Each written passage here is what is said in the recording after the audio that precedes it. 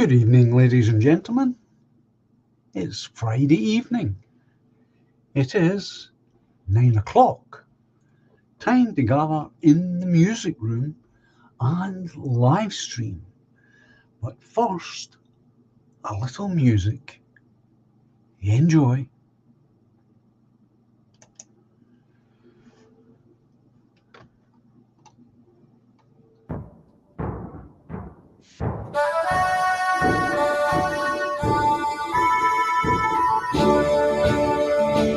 We are all the heirs to Scotland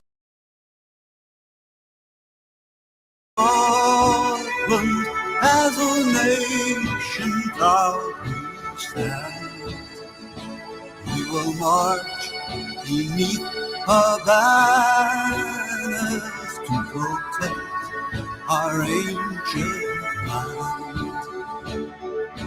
In the glens and cities, there on every street, are the living heroes no army will defeat.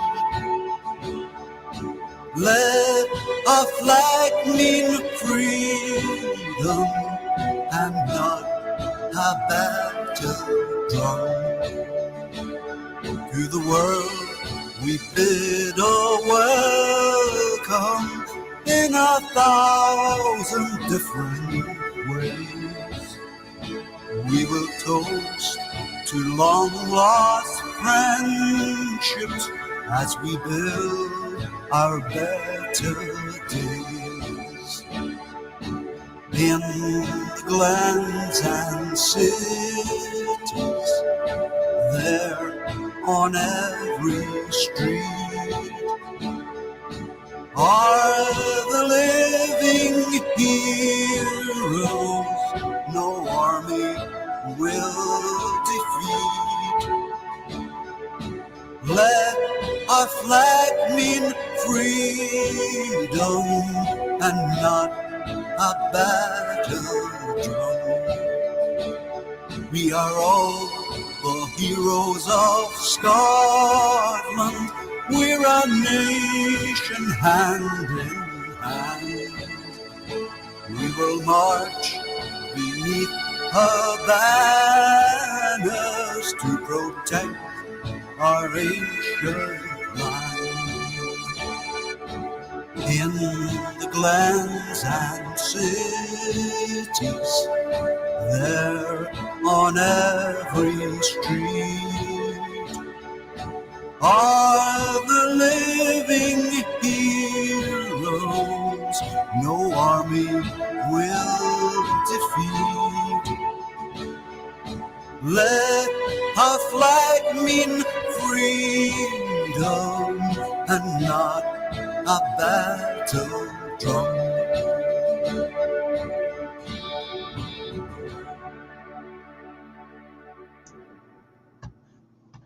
Drinking warm water before bed shrinks a swollen prostate overnight.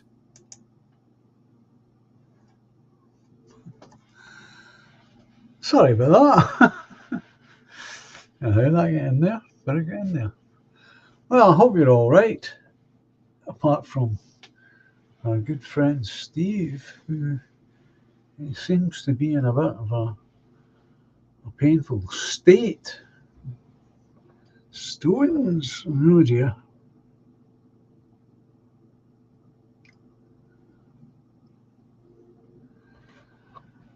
Apparently that's a very painful thing to be doing, passing kidney stones.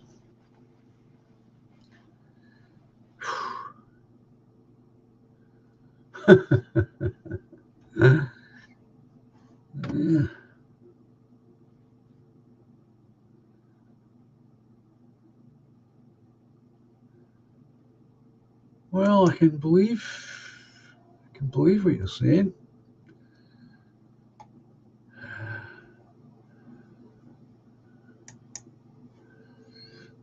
When I was up at hospital last Friday, speaking to the local expert on the blood clots. When I asked about painkillers, he said to me, you take 2 paracetamols in a 24-hour period,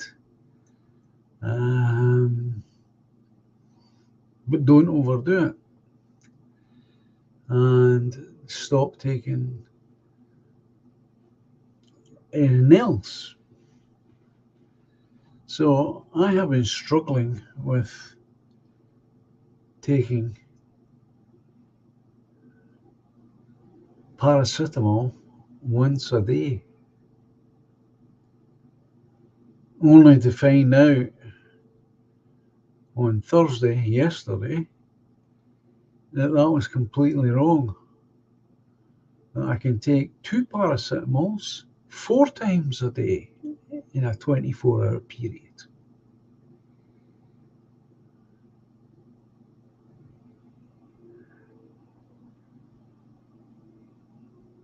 So the very first thing I did when I came home from hospital yesterday was take another paracetamol.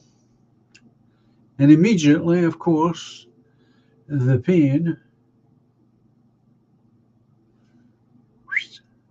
goes. And boy, was that a relief. So all I'm saying in short here is make sure you get the right information about pain control. Because the truth is, and I've said it for years, although it never applied to me until now, no one should be in pain. There is no reason why anyone should be in pain.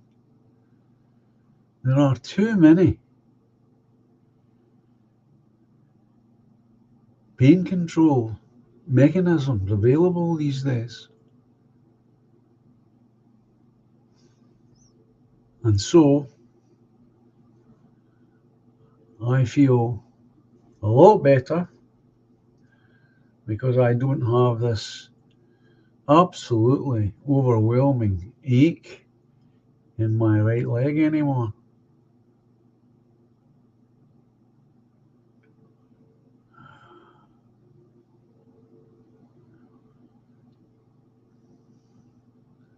So as Dominic is saying, I do feel for you because I've been going through it.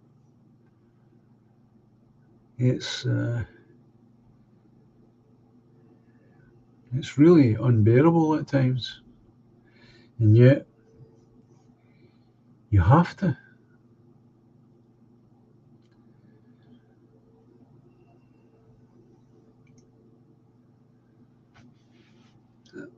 So that's where I am with the blood clot in the leg.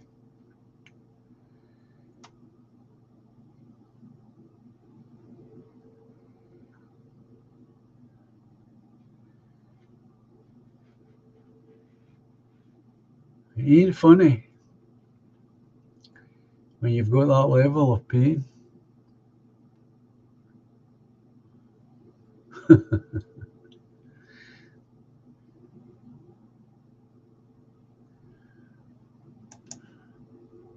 Very good, Robert.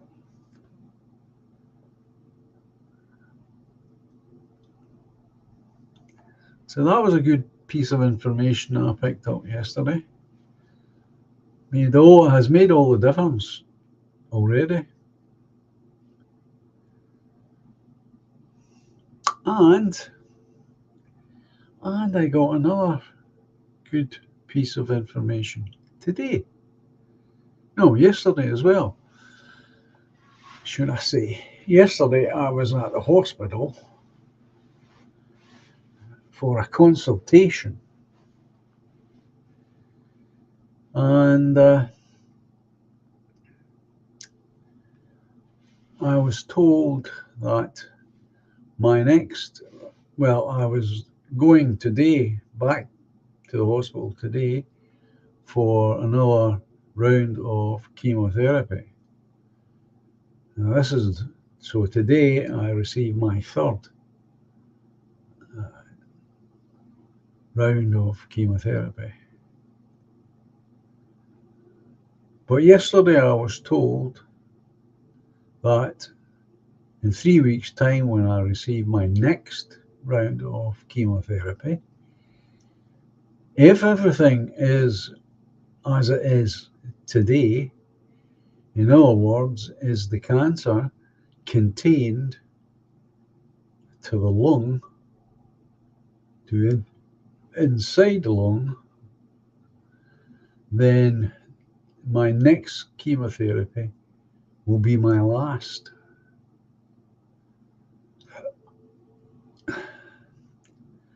And if that's how it turns out, then what will actually happen is I'll simply be monitored.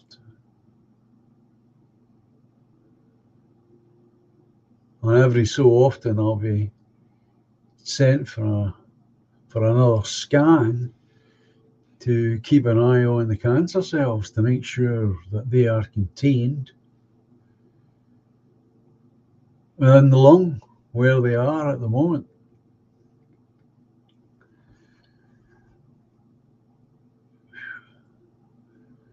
So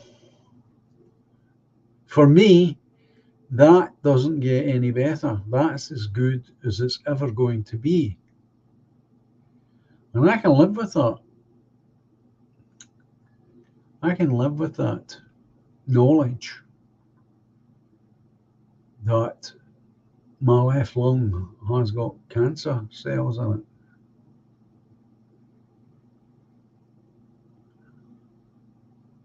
So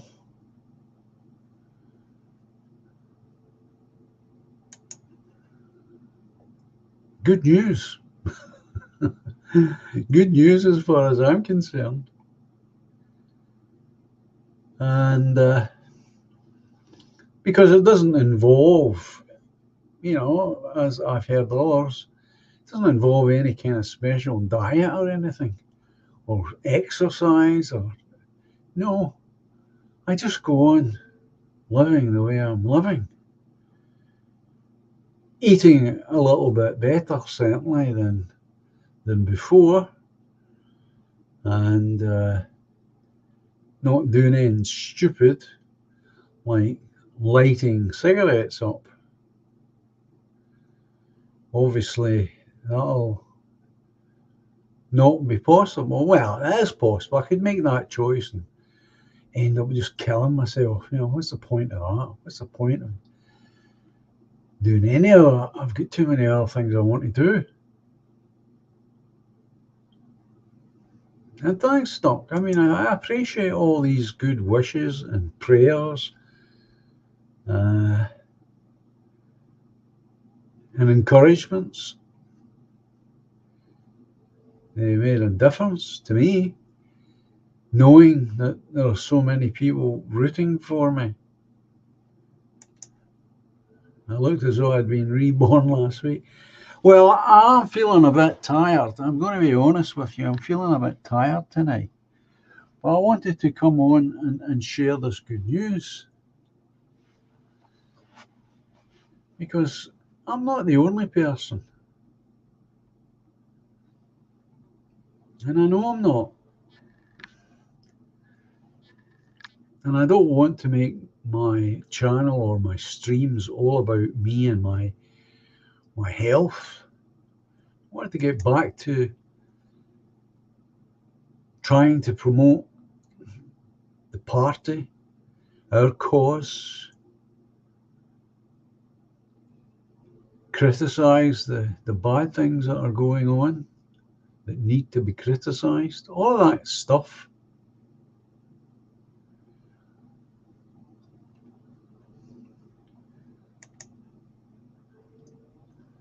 So don't think for 1 minute that that's how I see the channel developing, because I don't. I would find that, personally, I'd find it boring to be sitting here talking about my tumours.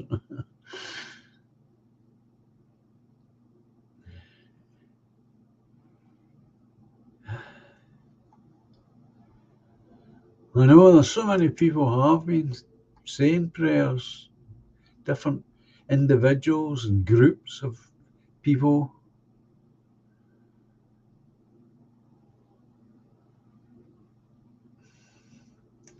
And I do appreciate all the encouragement. I really do.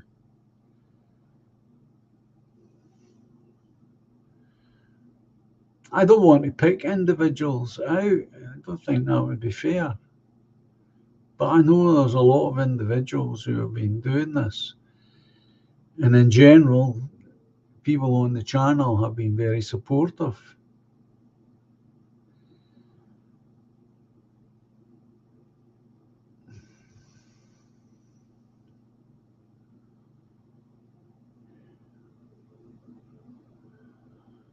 Thomas Boyd.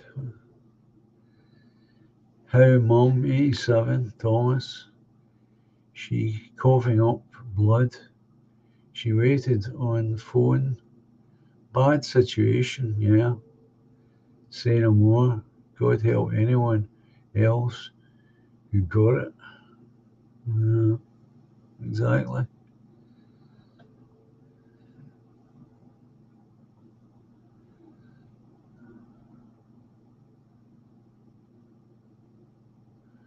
Well, I've got no doubt about that, Dominic. That there is power in the prayer and there's power in numbers.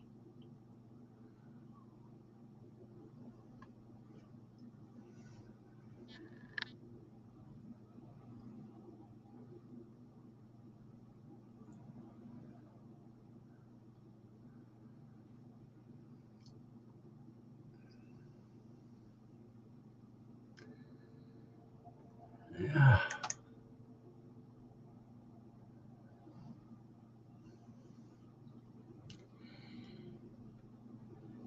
And it's true what they say, isn't it? We all have crosses to bear.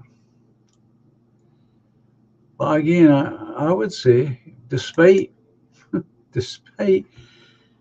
things that have happened lately to me, I would still say that God will test you. He tests all of us all the time, but never to a point where you'll be broke. God would break you. That's never the intention, and it never happens. I don't know anyone who has been broken by God's trials and tribulations. Tested, yeah, to the point of endurance, yeah, including myself, but not to the point of breaking. And that's a remarkable thing. We're tested, but never beyond what we can endure. We don't think we can endure it, but we can.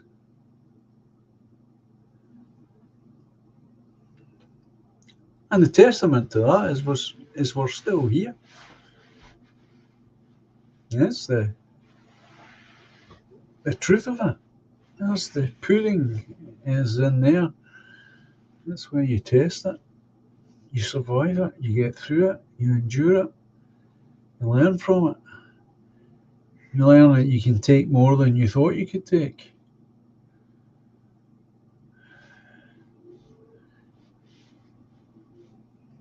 And that applies to all of us. I'm not talking about just me. Of course I'm not. It is, Steve. I think it's well, it's a monument to humanity. It sounds kind of silly and crazy you say it that way, but it is. It's true.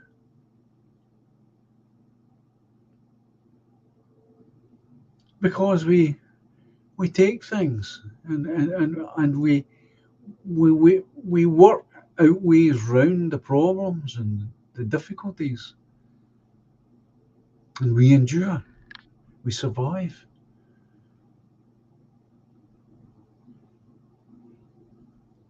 And that's a monument to our humanity.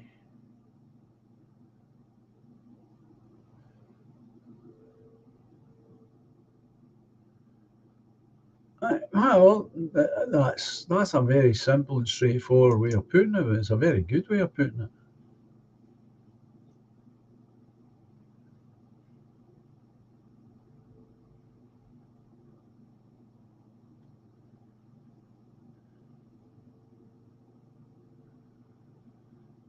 Defense of the realm. I think I looked for that. I think I did, Streaky. I'm sure I did. I think what happened was I was not up for watching in at the time. I think that's what happened there.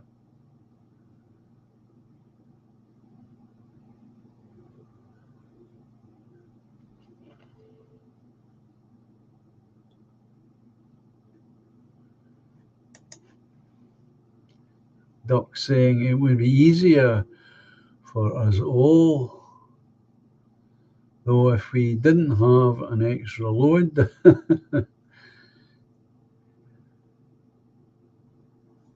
Yeah, that's right. It's got Gabriel Byrne in it now.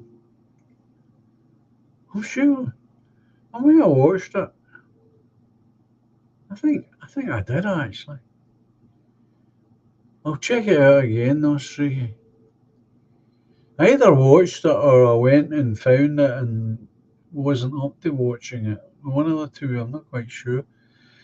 No, I'm still waiting on Eki to choose a film.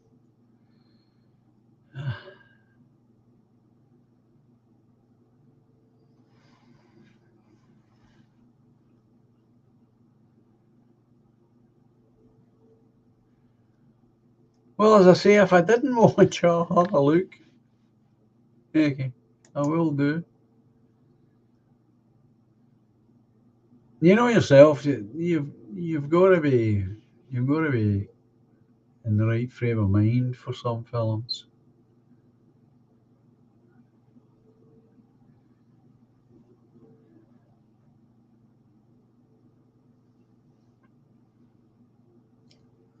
I think I've seen it.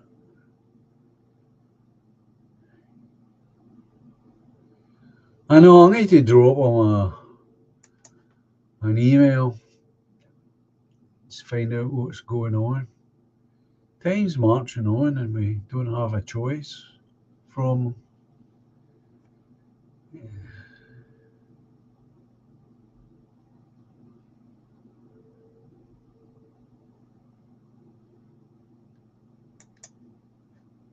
I must have watched it. Maybe I just don't remember it. So much has happened, to fill my mind. I'm just being honest with you, I'm just not sure. I know I'm confident that I did look for it and I'm sure I found it. Whether I watched it or not, that's where the fog comes in. I'm not sure. But I will need to chase the Eki up. It's getting time on. So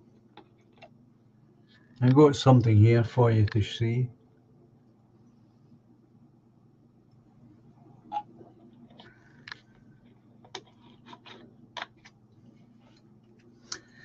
And thank you for whoever made a contribution to the food bank fund via Buy Me a Coffee last week. Somebody did it last week. So thank you for that. Now, I'm just going to hand this up to the camera and let you see. This is the full page that we got for our laying of the wreath in the Greenock Cemetery. It's the full page. This is it. This is an advert, and this is two little pieces. The rest of the page belongs to us.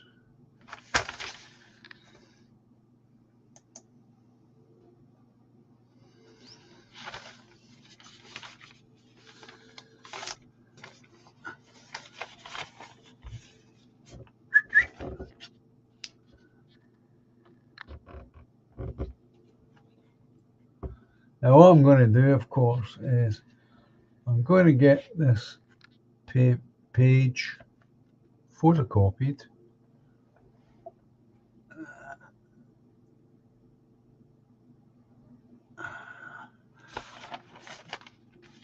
I'll get it photocopied and I'll send it to you.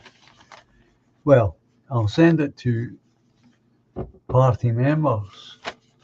It's the one with the paper and the other one with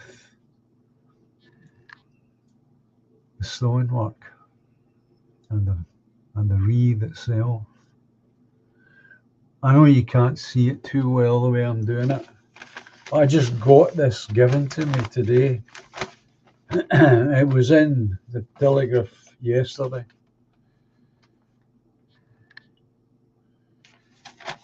I mean, I could read it, I suppose. They've switched it. They've switched the thing round and they've got a little bit of it wrong. An important bit. And obviously I'm going to chase them up about it. No, I think as far as the party's concerned, it doesn't get any better than that. It really doesn't. We couldn't afford to buy this kind of publicity. That's why I keep talking about this kind of publicity. This is the important publicity. Because you're not talking politics, but the party name is there and it doesn't go unnoticed. Apparently, the normal Armistice coverage is a full page, so it's twice that.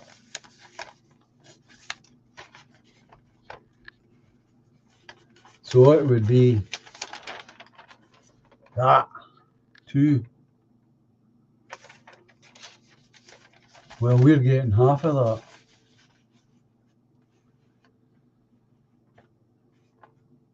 And everyone else is sharing. All the other party is sharing. But we're not. We've got it all to ourselves.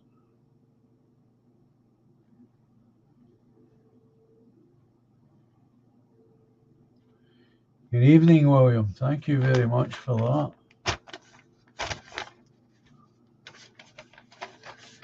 So,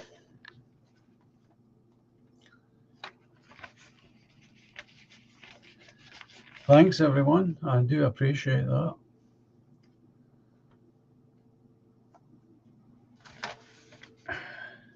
A Greenock family laid a wreath in a moving tribute to a loved one who was one of the 271 victims killed in the Blitz. Now, I'm going to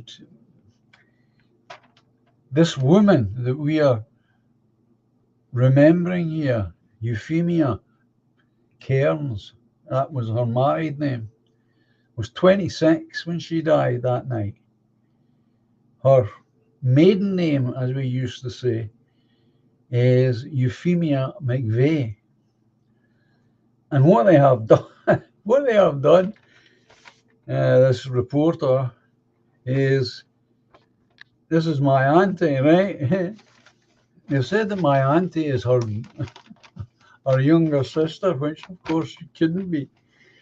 So they've got that bit wrong. But the point I'm making is, my auntie went through her photographs and found a beautiful portrait. Now, my family was I don't know why they did this, but they were very good at getting professional photographs taken way back when. And we have one of this lady. So what I'm hoping to do, not saying it will happen, but I'm hoping to talk the reporter into a second feature, because we have a photograph of this lady who died. And that, I'm hoping, will draw out the fact that 271 people, civilians, died that night. There must be other people in the town who could come forward with their own family story about the person in their family who died. And that would make a bigger story. And we would be involved in that. Now, I'm not saying that'll happen, but that's what I'm going to try and do, because my auntie's got this beautiful photograph. There's no point in me trying to hold it up and show you. I'll wait until I've got a better copy of it, and then you can see it. Organiser John Davison, whose aunt Euphemia McVeigh was among those who died, set up a special remembrance service at the memorial plaque in Greenock Cemetery to commemorate all those who lost their lives over the 2-night reign of terror. 28-year-old Euphemia of Belleville Avenue died on May 7th, 1941 in the East End, leaving behind her husband, Michael. And we've got a nice photograph of the two of them in a professional photographer studio. So it goes on like that, and eventually it says, Euphemia died in the Finiston Street, along with so many desperately seeking shelter or fatally injured as buildings were destroyed. John, who stood as a candidate, the family laid a wreath at the Greenock Cemetery. Images contributed. That doesn't make any sense. What the hell is that? Stood as a candidate for the People's Party at the last council election. Came with his Aunt Mary, his cousins and neighbours in a show of unity. We also had a piper. So the party gets a mention, but you'll notice it's not front and centre, but it's there. So all of this is good PR for us. As I say, what I'll do is I'll take it to the local print shop as soon as I can, and I'll have it photocopied, and I'll send party members a copy of this. Or I could easily, just send these 3 photographs via email, and I might just do it that way and save the cost of getting the photocopy. I'll see what happens next week, see how well I can move around. But I think you'll agree, folks, that this was well received and well worth the cash that the party spent on it to have it done. And that's us done it twice, so nobody else in the town will dare do it. Or they'll be seen as just trying to rip us off, to copy us.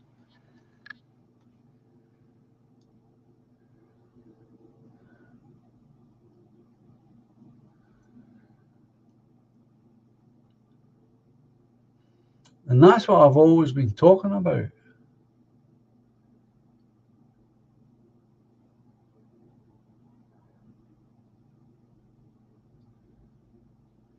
How do you find ways to promote your political ideas without ramming it down other people's throats?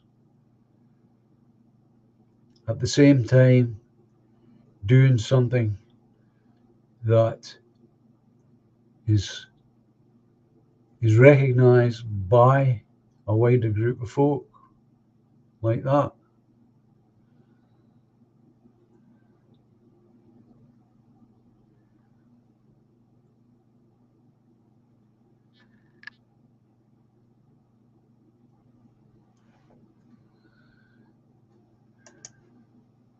I watched PBC's recent video on the council knocking down people's headstones, saying they were a health and safety risk. The lowlifes. I mean, that's outrageous. They have no right to do that. Those headstones are actually private property that belong to the people who bought them, as does the grave itself. That piece of ground, that 6x3 piece of ground, belongs to the people who bought them. But that's because people will not stand up. Usually when people find, this is what I've argued before, and I argued it when I was campaigning, because it was one of my local points that I was standing on. That if you buy a grave, if you buy a 6x3 gravestone, a grave, it's yours. You own it. They can't tell you what to do with it. And it's the same with the stone. The stone, you have to buy the stone. You have to then pay a stonemason to carve words onto it. But it all belongs to you. It's private property. They have no right whatsoever to try and do the kind of things that they're doing, like imposing taxation on them, or like that, pulling them down. I'm confident, I'm pretty certain that if those people who own those headstones went to a lawyer, they could probably take the individual councillors to task over it, perhaps even the councillors collectively. That's my own feeling on it. Now, I don't know if that would be the case, but I know if it were me, I'd be doing something about it. I wouldn't be letting that go.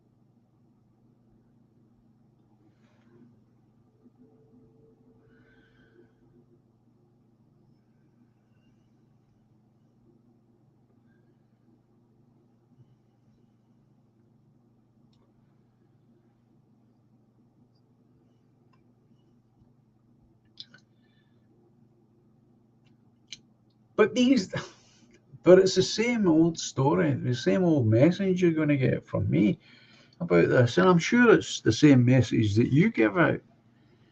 Until such times as we do something, that we fight back, nothing is going to change.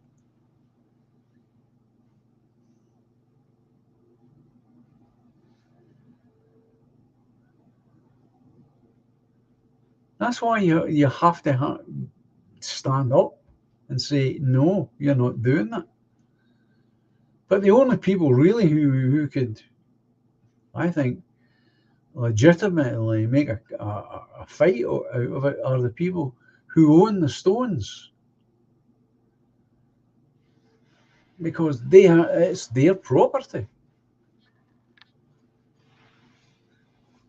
To me, it's equivalent of allowing people to come along and smash your windows and don't do anything about it because somebody decided that your windows were somehow dangerous, or your door.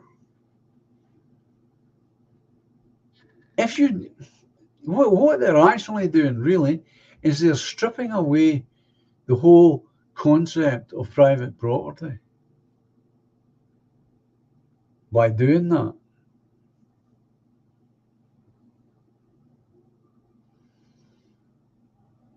Private property, the whole concept of private property is simple enough.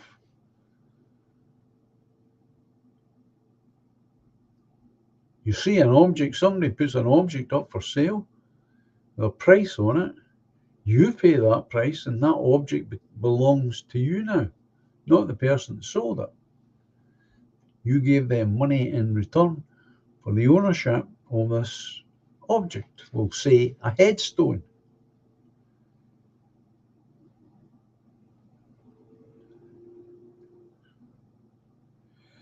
Yes, I know you're correct there, Trevor M. I know you're making a fine point. You're absolutely right. They can remove these stones, but only if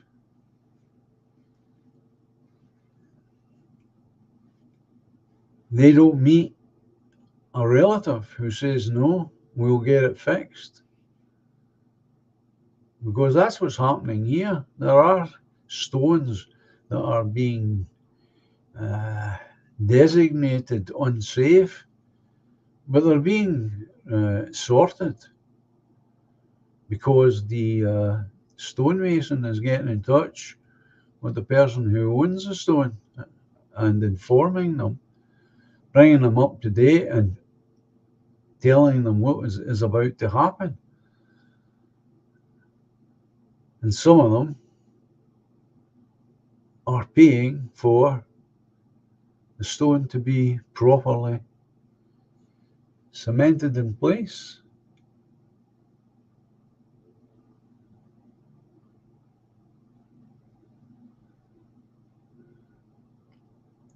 And I know that's what's happening here. I'm not saying it's universally happening here, but it is happening here. That was all explained to me when my father's headstone was changed from one that was up there. Oh gosh, how long was that stone up there? 50 years. And we decided that we wouldn't have it fixed, we would replace it.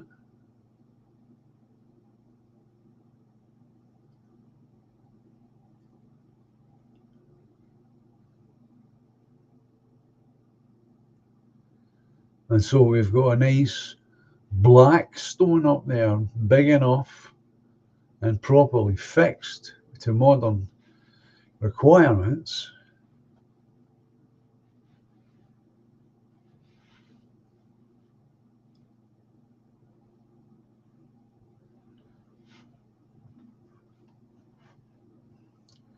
That will take me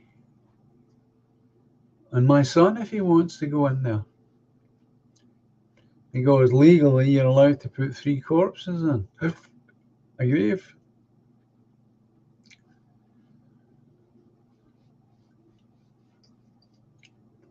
And the stone has to be fixed to modern standards, which this stone is because it's new.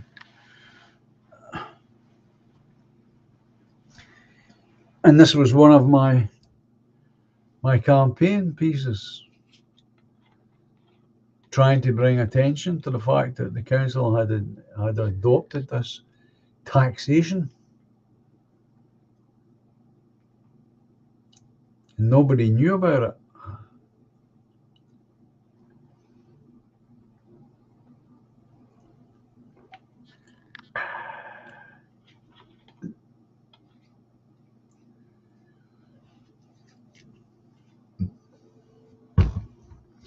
It's all part of I think it's all part of the demoralization, Treble M. There's nothing worse. It's like the point I've made before about this whole thing about cemeteries. Most people will find this out when they are at their worst emotionally. When they're dealing with a death in the family, and the death in the family is going to be somehow connected to an existing grave, and that's when you're going to find out. And you're going to be at your worst. You're not going to be in a fit state for standing up to the bureaucrats who have invented this.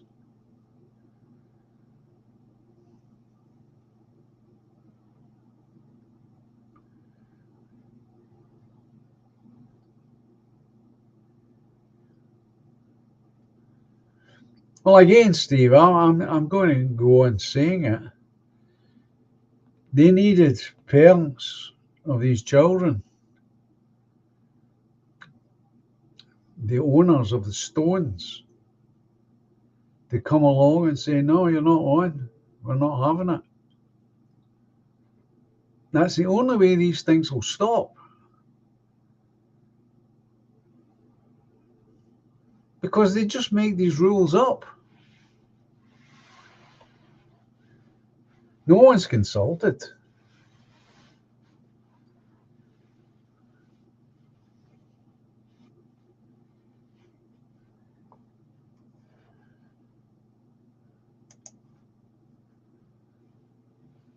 And that's the point. You're wiping away the past.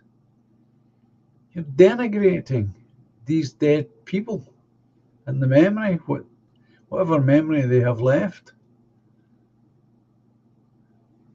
It's been destroyed. It's all part of it. Part of the demoralization of a general population. That's why these things are important. But again, we have to go back to why is it not important? Why is it seen not to be important anymore? And the answer to that is simple. Because God has been removed from the center of everything. That's why. The 72 children died in the 1929 in one incident, John. But that's not the point. No, it is not the point. In fact, that adds to it. That they were all killed in the one incident.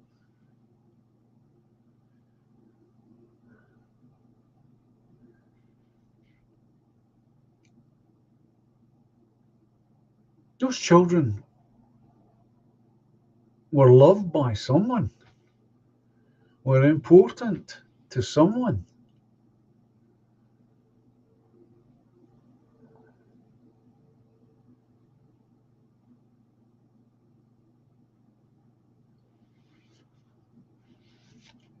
Again, these things cannot be renewed unless criminality takes place. Laws have to be changed, or bylaws have to be changed, because the land was bought. I assume the land was bought by guardians or parents of these children.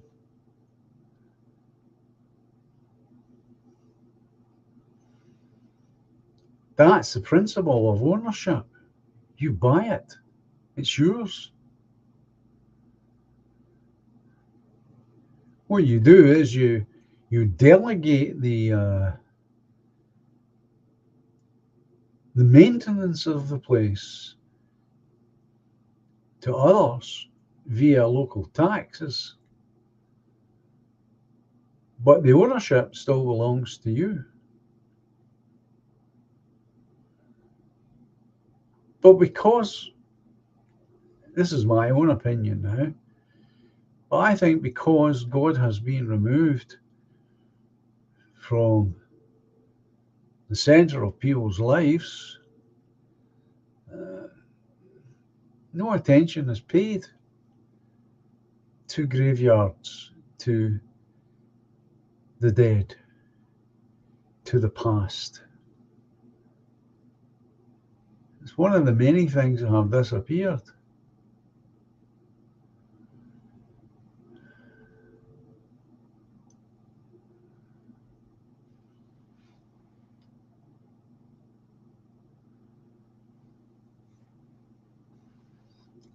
But again, I'll just keep saying it because it's the only answer I have. Until such times as people say, no, no more, we're not having it, we're not accepting it, you're not doing it, it'll go on.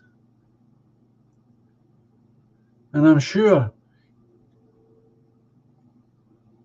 in the areas that each of you live, you could find other stories that fill the same criteria as this. I know I can.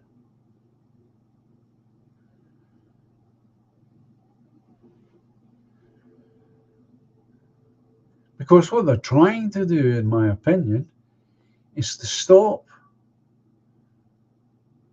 burying people and trying to force 100% crematoriums. That's what I think.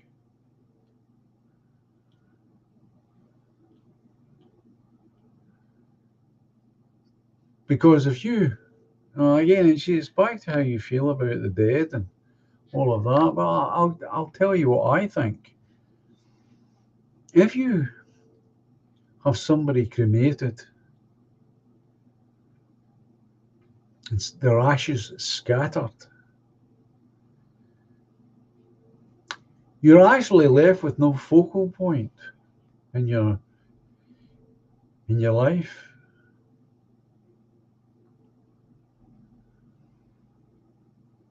Now, in my own case, had it not been for Helen's request while she was alive about what was to happen, I wouldn't have had Helen cremated, because I don't believe in cremations as a way of dealing with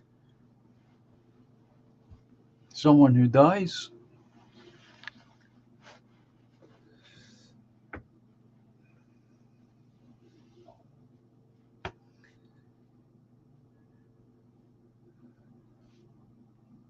But because of Helen's requests, I had her cremated so that I could move her halfway across the world.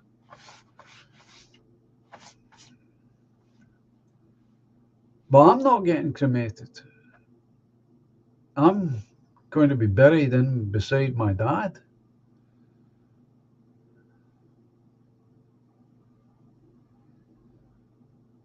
Of course, it's a cultural thing, Streaky. Of course it is. And different cultures have different views on the subject. Obviously, I can only tell you what my view is, and the general view in this country, or what used to be the general view. And the general view was cremation was an awful thing. That used to be the view.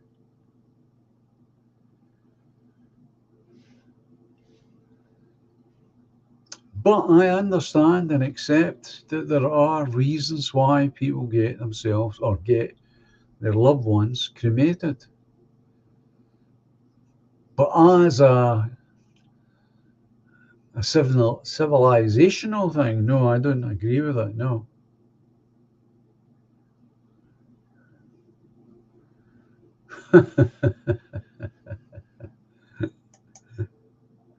Oh, that's it.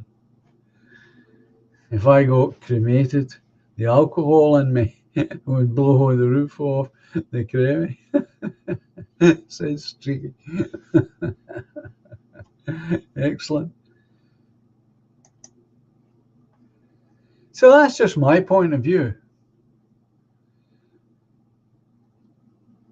And you can see the so-called reasoning and logic from the other point of view of saying, well, if we stop having cemeteries, we save all that land because it's a waste.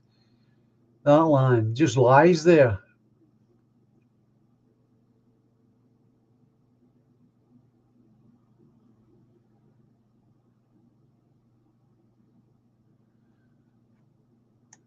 Of course, that's another aspect to it, Treble M. I don't like the thought of cremation, says Treble M. But it's really expensive buying a grave and buying a stone. Of course it is, but I think that's part of the push towards cremation, to deliberately create that gulf between the costs, to encourage people, especially working people like ourselves, into saying, "Oh, I can't afford that. I need to go with a cremation and have my ashes scattered to the four winds." Well, that's a slightly different aspect on the same problem.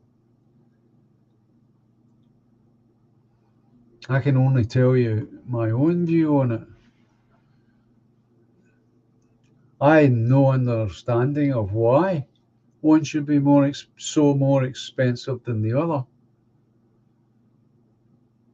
In terms of manpower, in terms of preparation, the actual burial is much simpler. It's not as though it's the way it used to be when my father worked in a cemetery, and men like him went up with shovels and picks and dug a hole. It's not like that now. They've got these miniature machines that cut the hole precisely. How many men operate a thing like that? I'm not sure. Let's say it's 3. Surely that can't be as expensive to prepare than a in a creme.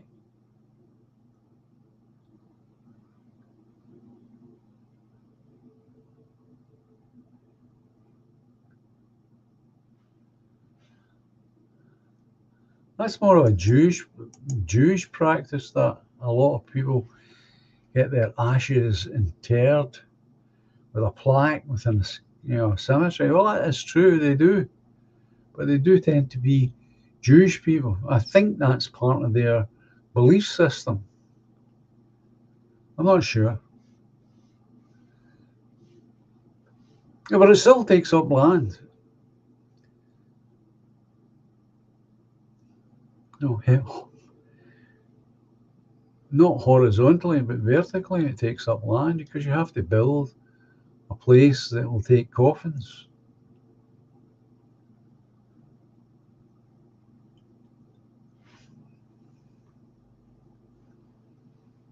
I think it's a very, very contentious area, and I think the real answer is to leave room for as many tastes and demands as possible, because not all people's desires can be accommodated.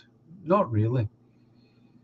I mean, this country is not really, it doesn't really have the history for open fires and putting putting the corpse on an open fire and burning it. Multi-story cemeteries. That's one way of calling it, Steve. I don't think the public would generally accept that as an idea. But who knows? With enough propaganda, who knows?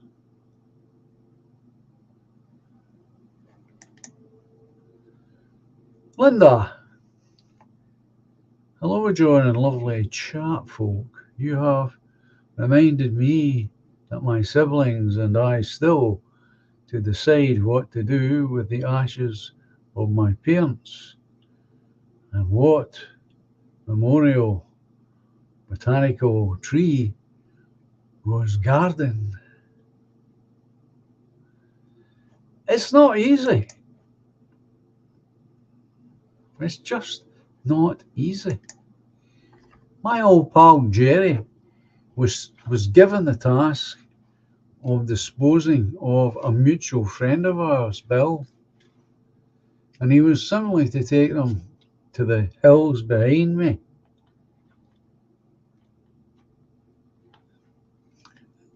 open the box, the casket, and scatter the ashes to the four winds. That's what he was tasked to do. But he never did it. So when he died, not only did he have that casket in the house, he had still the casket of his late wife in the house. And then when he was created, that was another one. Because he couldn't take himself to do the first one, to dispose of Bill's ashes. He couldn't bring himself to do it. And I'd offered to help many times.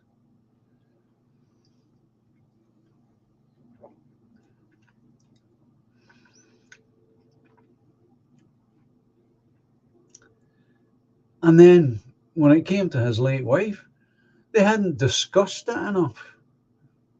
So he had no real clear idea as to what she might want. In the end, of course, we sorted it out by saying, well, if you're going to get cremated, which he was going to do, well, why don't you put Bridie's, his late wife, ashes in along with you in the coffin and have the two of you cremated together, and then you've only got two to get rid of.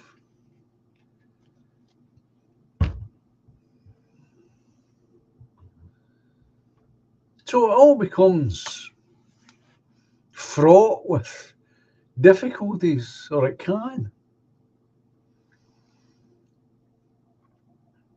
Well, it doesn't, Linda. It doesn't help if you don't speak to them. This is one of the other problems that can arise. William, I have the same with my dad's ashes. He stays with me until otherwise. Yeah, nice and clear in your mind. Boom. Steve's asking the inevitable, what happens to the ashes in the end?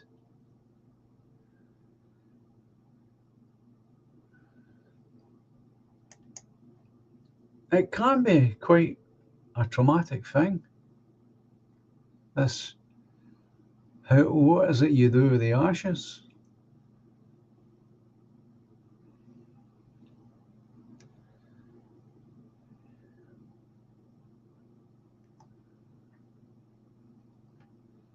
And now, of course, it's been added to. I mean, it's been made more complicated, except certainly here, I can tell you that. If I had Helen's ashes, say, and I wanted to put them in my father's grave, okay? If I went to an undertaker and asked them to do this, it would cost me anywhere between £500 and £600. Because that's what they charge to dig a small hole and put a wooden casket in a grave. So anyone who's ever asked me privately in the street, because they know I've done a few eulogies in my time, I tell them to do it privately. Wait until late on in the afternoon before it gets dark, and just go up there with a small lady's shovel or a little trowel and dig your own little hole in the ground and put the thing in.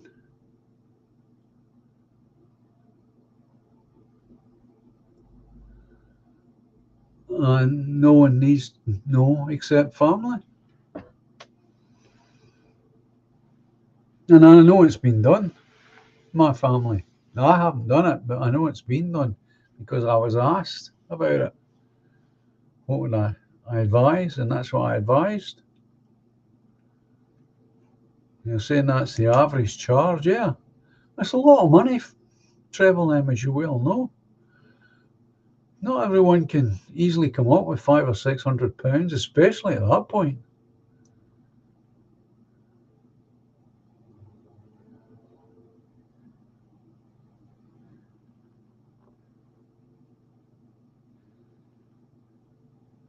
Well, I think he did the right thing. My mate did that exact thing with his sister. Well, that's what I would say, Steve. I would say he's done the right thing. That's a racket as far as I'm concerned. That's what I see. I see a racket. Again, I go back to basic principles. Ownership. Who bought the grave?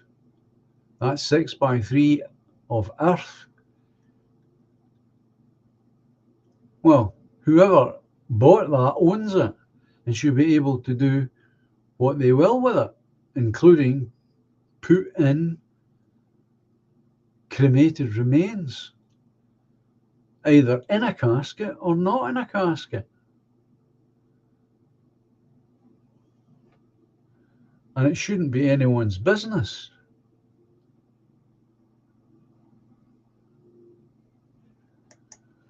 Well, you're probably right, Treble M. John, you're paying for the registration of the death in the cemetery. Yeah, that's probably true. But you're already paying for that in your local taxation anyway. You're paying for that person to do that job. Now they mean you pay it twice. Once before death and once after death. So they've finally managed to tax people beyond the grave.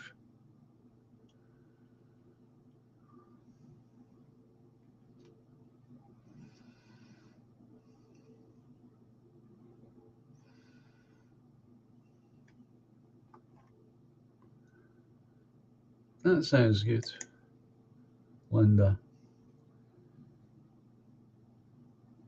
We will probably release the ashes in Port Phillip Bay and plant a tree on the foreshore near their home where they spent the summers. Sounds nice. Sounds like a plan.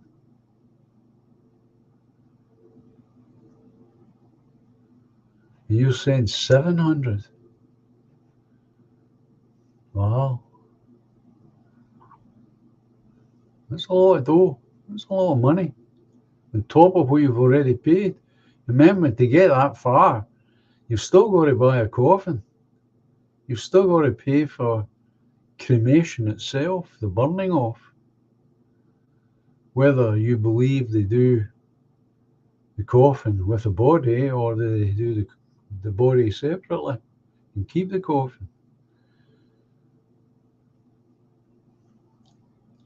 I know that's something that I've agonized over long enough.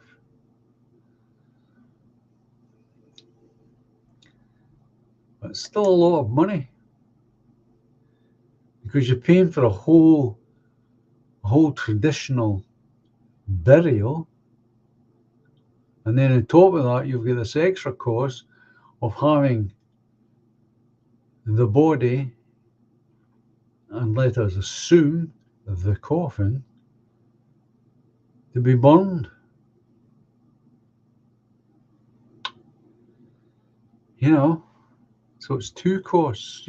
In my view, you're actually paying for two burials, really.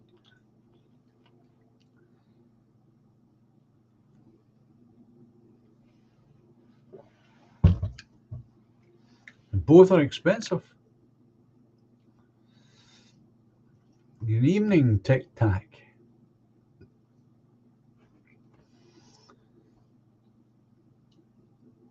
But as I say, the only way these things will change is if we refuse to go along with. And we need to do that.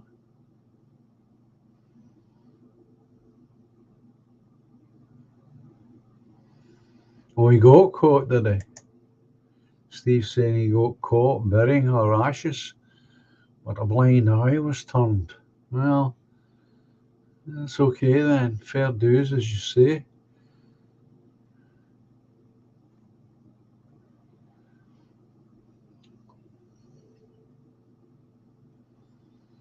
My worst story.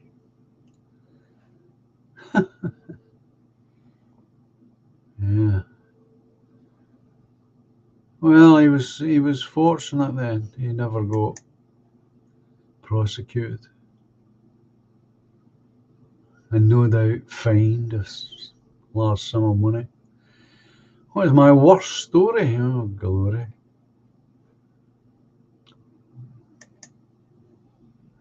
Scots Armour, hello there, my friend.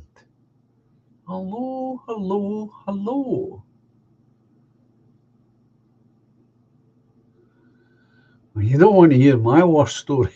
I've got too many of them.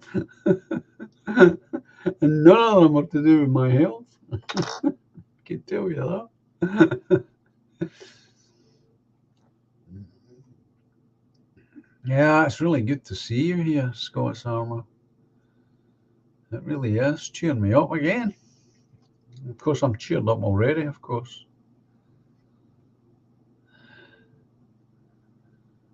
I just got some good news.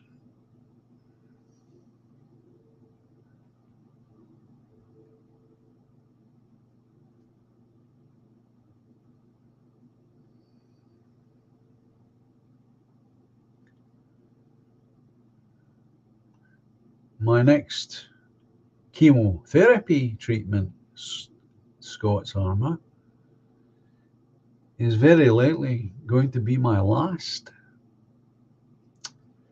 So there you go. After that, I'm just going to be kept in a long leash and checked every now and then.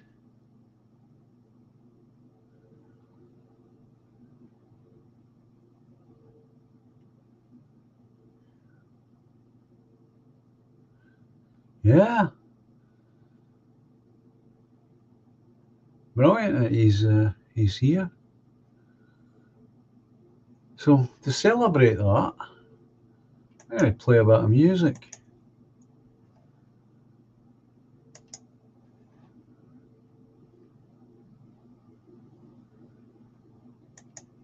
I'm winning in the sense, Scots Armour, that the cancer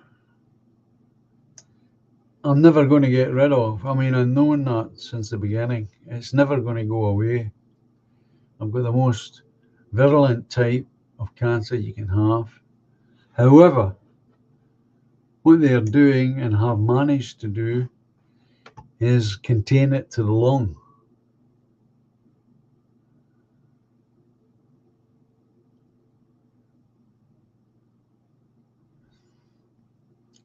And so long as they keep it contained to the lung, I can remain functional. And that's as good as it's going to be. And I can accept that and live with that because I've got things I need to do and things I want to do before I shuffle off this mortal coil. And that's where I am. So to me, that's good news. So I'm going to play this bit of music and I hope you enjoy it.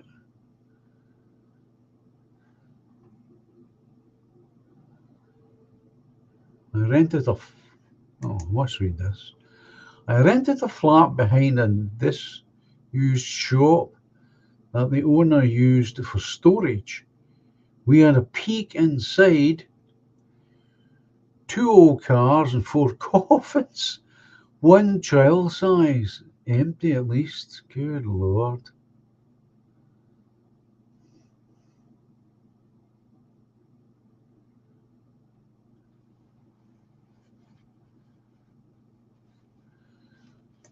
Well, that's lovely to hear, Scots Armour, and I appreciate your thoughts, and I appreciate your well wishes and prayers all these months. I really do. And we'll need to have you back on the channel, of course, soon for chat. And I'll look forward to that. I'm not going to do that tonight on you because you've just appeared.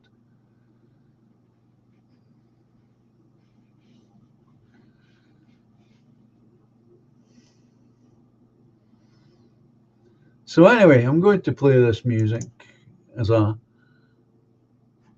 wee celebration. So I hope you enjoy it.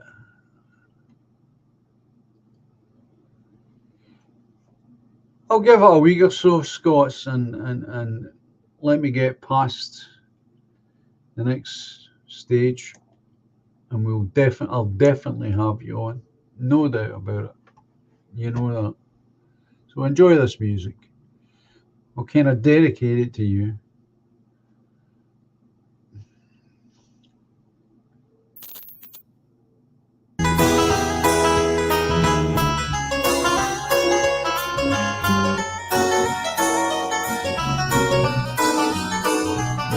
There once was a time when we built all the great ships here, but that once time is our lost time now. That is our yesteryear.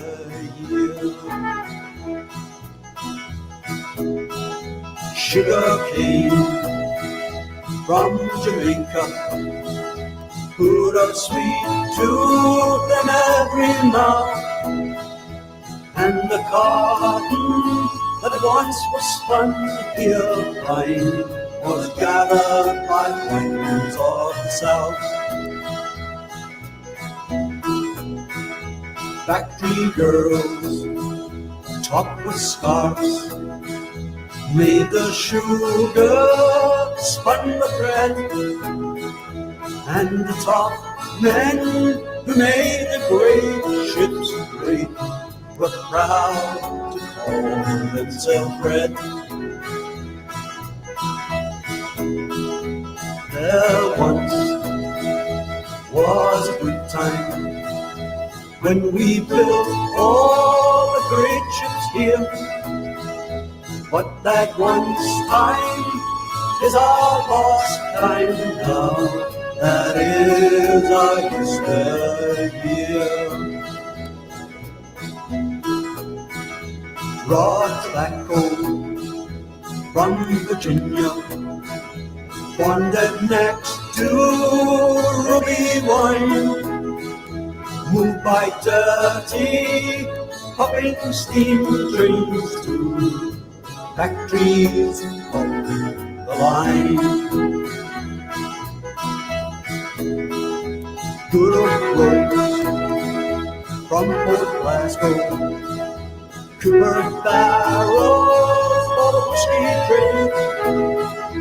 All the world knew that the legend claimed the best ships were always quite made. There once was a time when we built all the great ships here, but that once time is our lost time now. That is our yesteryear. But that once time is our lost time now. That is our yesteryear. But that once time is our lost time now. That is our yesteryear. But that once time is our lost time now. That is our yesteryear.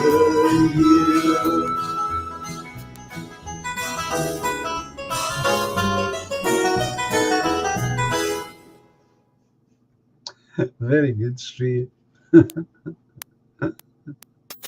Excellent.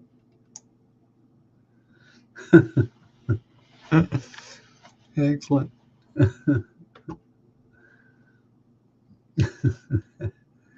Yeah, we're getting nearly 300 of them now in the town. How's that? Doing well, eh? Nearly 300. Don't know what our allocation is yet, but we're getting close to 300.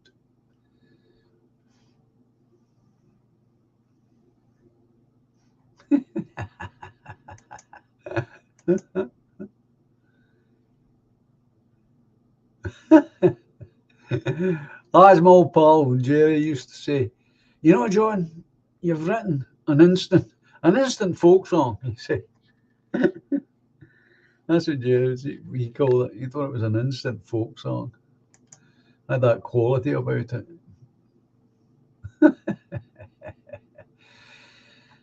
Yeah, well, again, you know, I don't want to tarnish the thoughts here, but that's a song that started.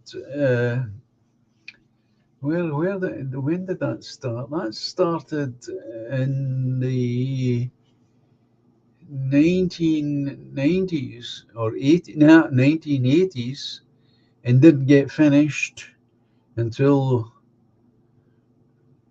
the millennium something or other. So it took a long time. That was a song that had a couple of lines and sat forever waiting on the rest of the song.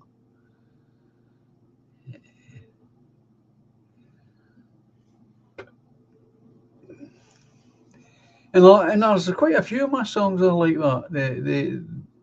They waited. They waited for me to catch up with them so I could finish them.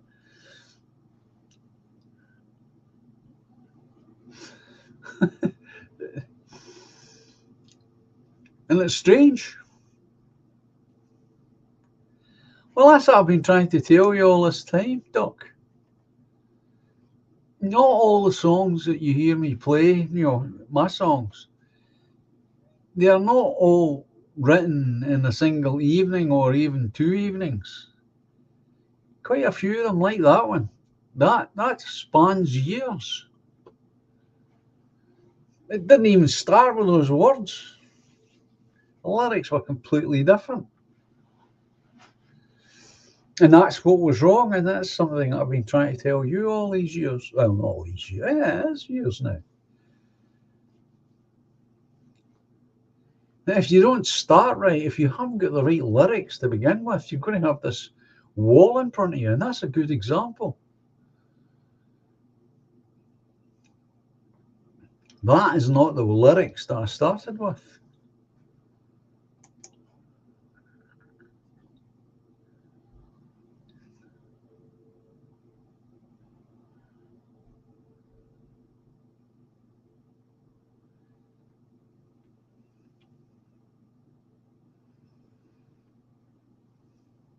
So yeah, you should never despair.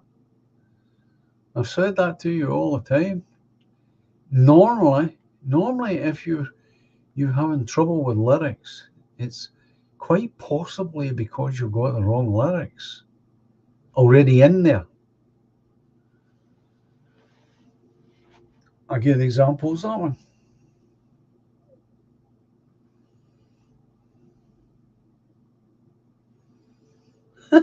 Streaky Bacon. John, would you do a rap tune for £800? I can't imagine anybody pay me £800 for any kind of tune, never mind the rap one, to be honest.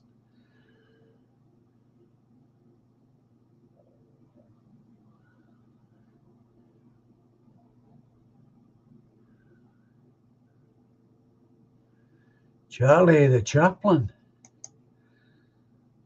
I watched Modern Life last week with Charlie Chaplin. It was so entertaining and really enjoyed it.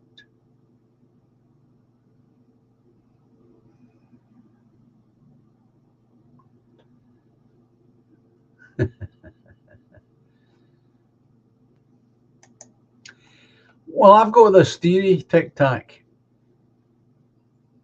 You might not accept it, but Duck knows this. He's heard me say it many times over the years.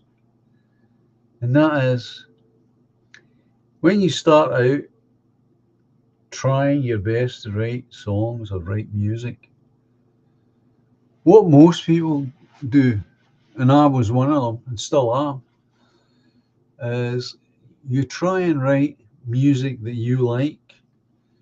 In other words, all the songs that attracted you to want to play a guitar, say,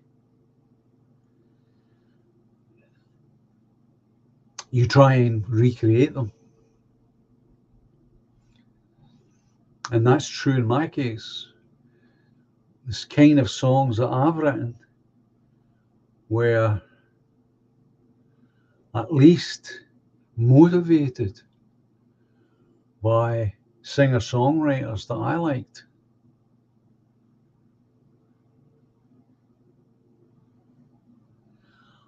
Linda, I'm sorry to tell you, I haven't had the title of a movie sent to me yet.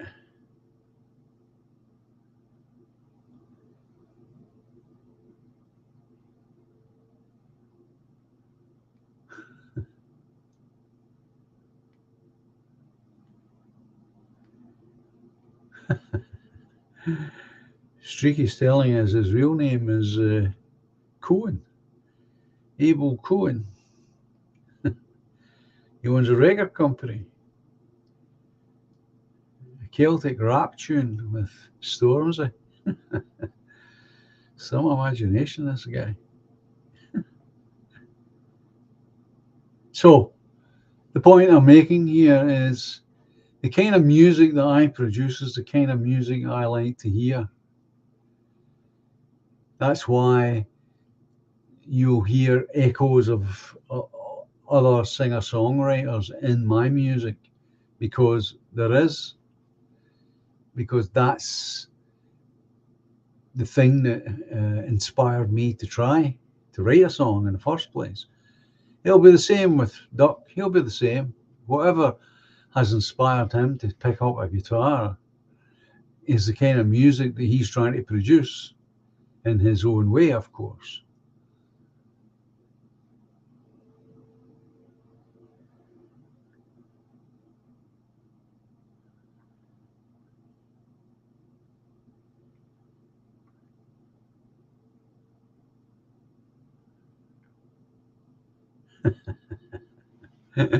Very good, Sri. Maybe you should do the song, eh? Hey, bitch, I'm from the land of the Ness. And I'm here to clean up this mess.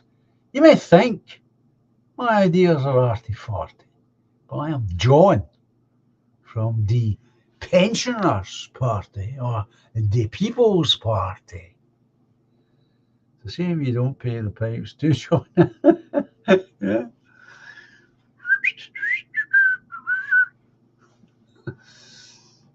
Very good, Streaky.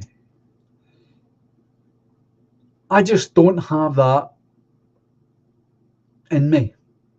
I don't have that rhythm type stuff in me. I don't think. I'd struggle with that, to be serious. I would struggle with that.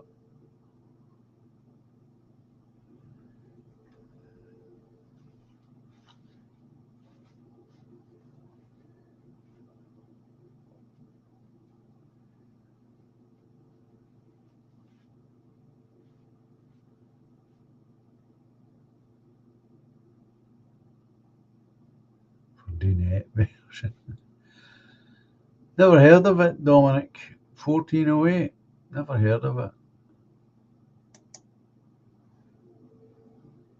Never heard of it.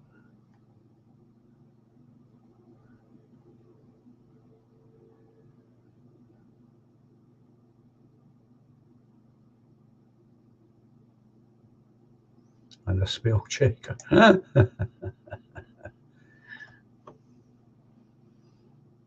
It's the same as the instrumental music that I've made. It's the same. What inspired that? Well, classical music, because I was brought up with a lot of classical music in the house.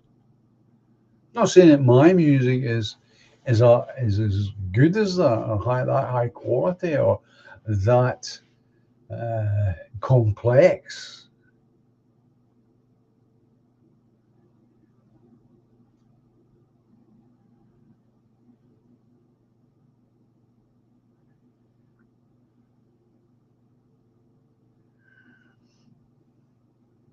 But that's what I try. it's not up to me to say whether I have succeeded or not. That's up to you, the audience, to say, to make these kind of judgments. Was that successful? Was it not?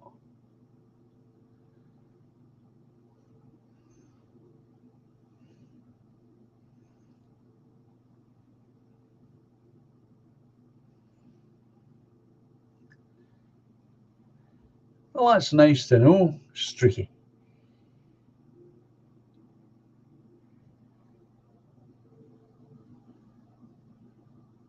It's good to know that people enjoy their time on the channel. That's what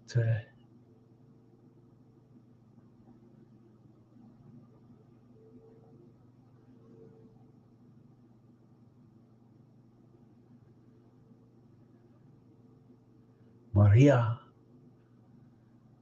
Callas. Yeah, some singer.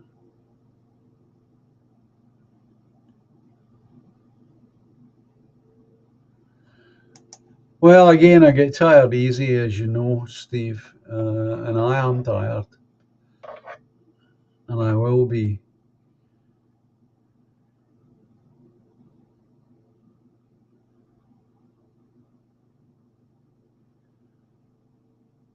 Well, thanks again, Scott's Armour.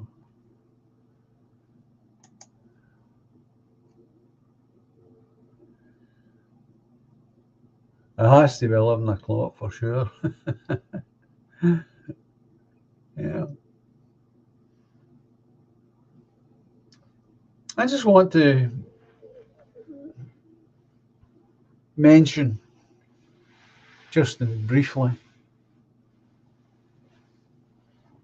about this Middle East, oh yeah, in the Middle East, this situation in the Gaza Strip. I don't want to say too much about it because it's very complicated. I did start out tired. You're quite right, Steve.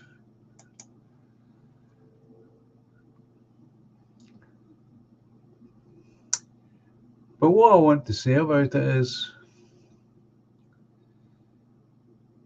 Scott Ritter. I'm sure you all know who Scott Ritter is. And if you don't know who he is, you should try and find out. He's a good commentator. And he's been making the excellent point that we've all made in our own way for years. But he, being an American, has that extra leeway that we don't have here. And he's been saying,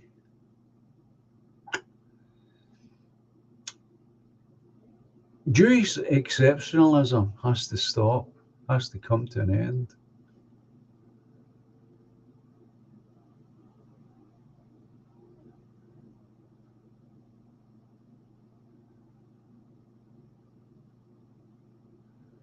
No, I didn't know that, Streaky.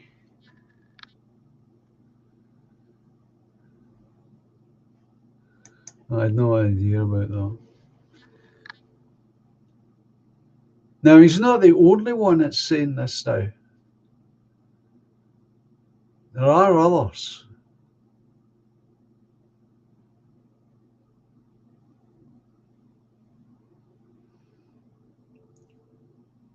But it is correct. It does need to stop.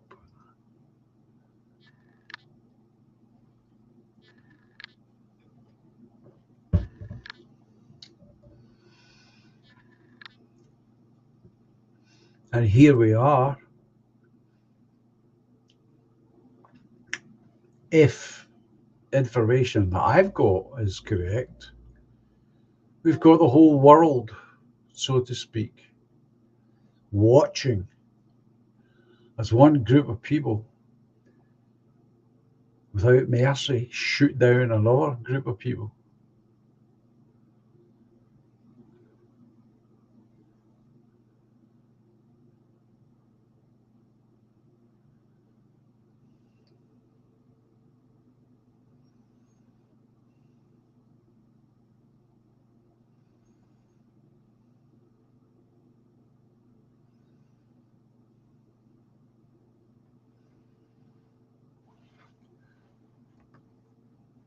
And that's why I don't want to say too much about it, because it's a very complex situation. I personally don't think I've got enough information or had enough information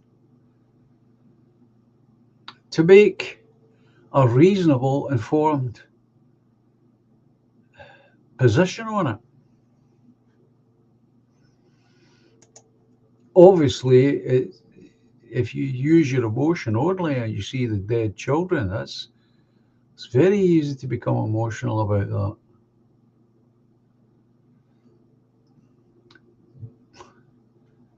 But if you're a leading politician of a country, you can't make decisions just on that. You just can't. There's much more to it than that.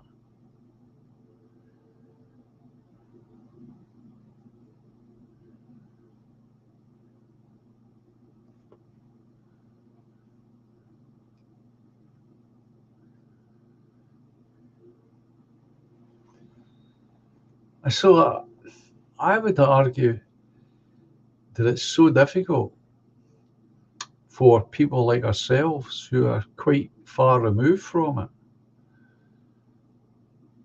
to feel confident about a position that you might take.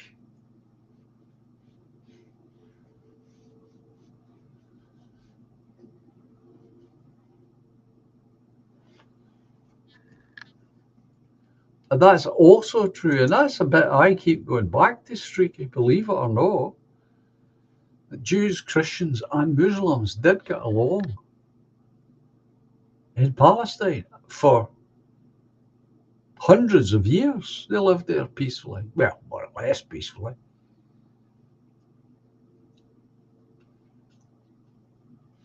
What changed? What changed the situation?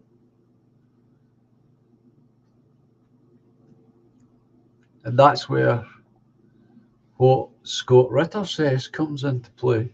In my view, Jewish exceptionalism has to stop. It has to be seen for what it is.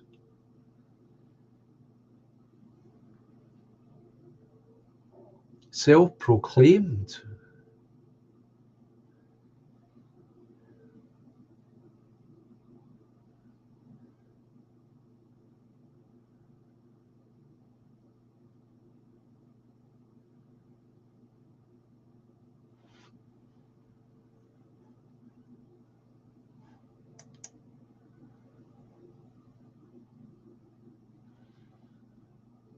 I made a point today, says Tic Tac. I challenged my local council to prove that the criteria of housing in my town seems the natives are second best. Well, we all know that that shouldn't be the case. And we all know that there's a huge amount of truth to this as well. 47, the influx of Ashkenazi from Europe changed it.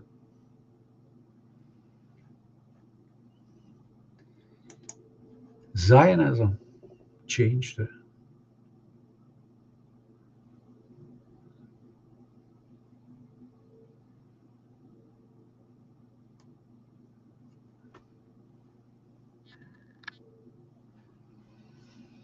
And who was behind all of that?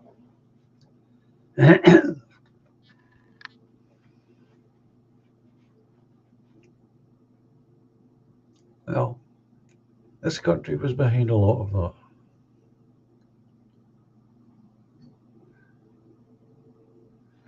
And that's also true, Streaky. That's why I say this is a whole soup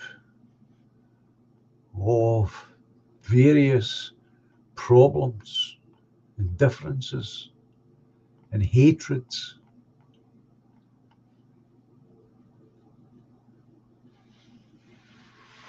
take the wisdom of Solomon to unravel. Take the wisdom of God to unravel.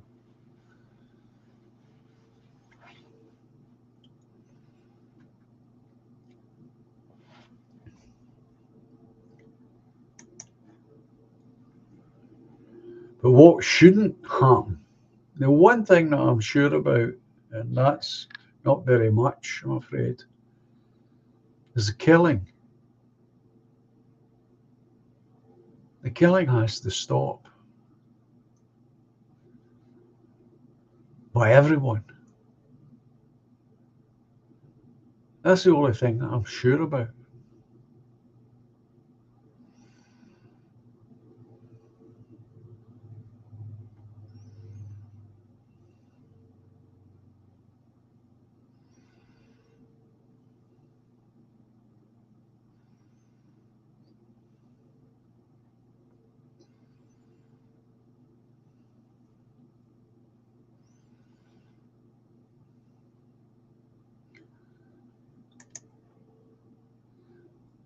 They have it too good in the US and the UK, and they'll want to lose their cash cow, says Steve. Well, thank you, Dominic.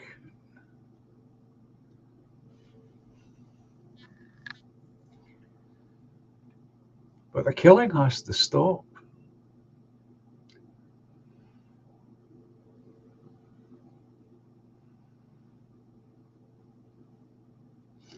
I don't see anyone on a horizon who looks even inclined to make an attempt.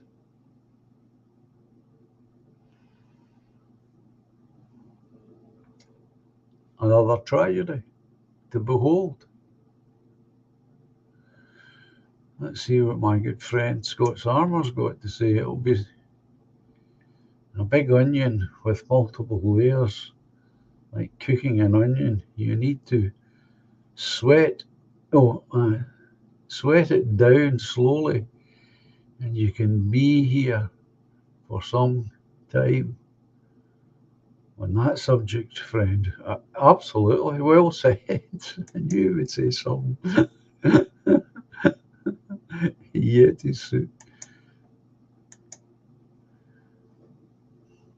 But yeah, that's the whole thing.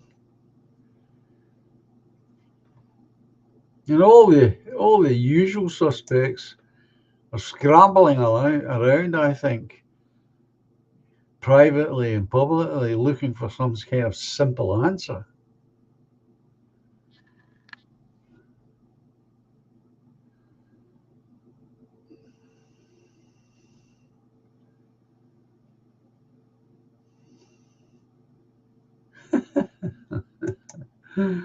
Tic tac. John, after you die, your wisdom will be gone unless you preach it, lad.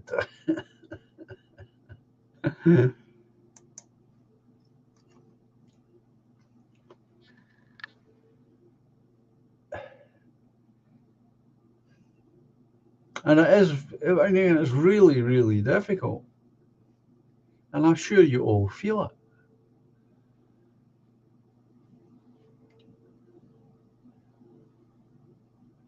I am not claiming I have an answer, because I don't have an answer. I don't. I just have that one, I'd call it a demand, really. Stop the killing. Start from there. Have a smoke break, lads. Stop the killing. Sit down, boil some tea up, have a cigarette.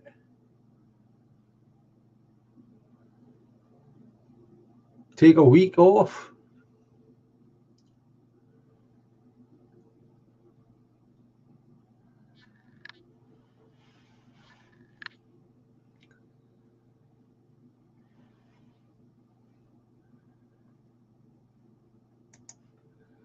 Striggy, are you comforted by Rishi Sunak saying nothing will get in his way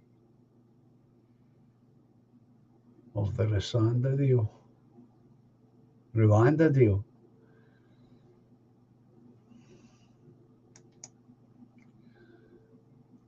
I don't think that man has got any place in British politics, is my answer to that. I don't. If I had my way, I'd have him out. Wish I could, but I can't. There you go. 1,000 migrants, as they are called, in the last 2 days. Illegal aliens, as I call them, because that's what they are.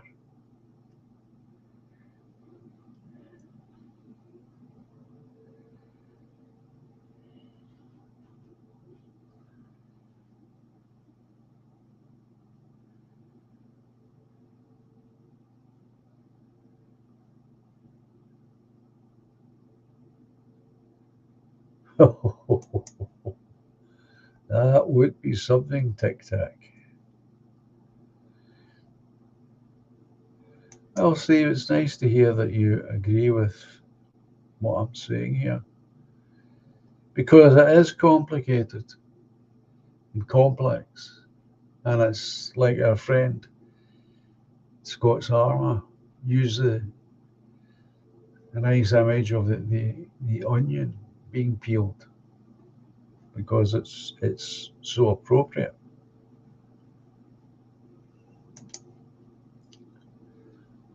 But I think they should have a tea break for about a week. Boil up the tea, make some grub, have a cigarette, sit down,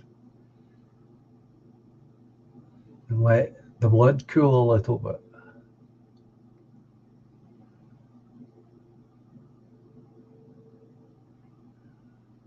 Well, that's another label you can put on them if you wish, my friend Streaky Beacon.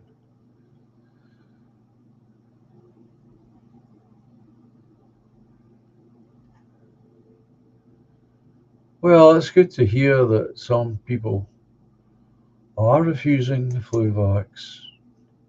Too late for my lady friend. She's been taking it for years. Her and her daughter, Lorraine. They wouldn't listen to me.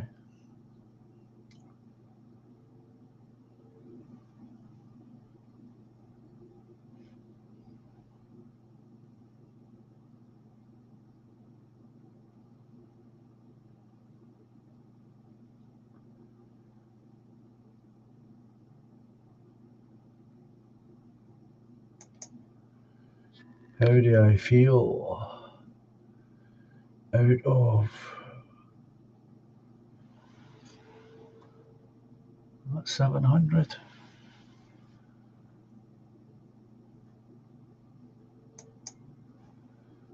I'm not sure what it means, to be honest with you, Tic Tac. I'm not sure what that symbol is. Is that 100? 700? I'm not sure.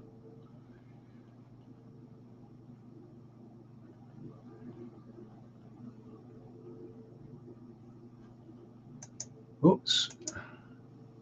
Scots. Whoever heads discipline shows the way to life, but whoever ignores discipline leads others astray.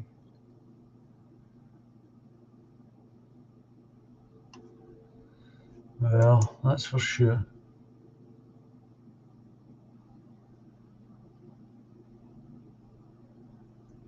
I don't understand the question, Tic Tac. I'm being honest with you. I don't know what that means. I know that you think I should have some kind of meaning for that, but I don't. There are lots of things that are used on the channels that are of no meaning to me. I just don't know what they mean.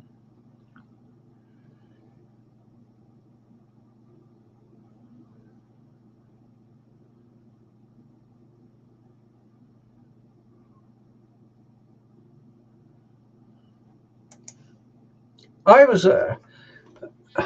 would go back further, Streaky. My first great public, if you like, disappointment came when I saw on television years ago big brass bands in their uniforms, playing melodies like It's a Long Way to Tipperary.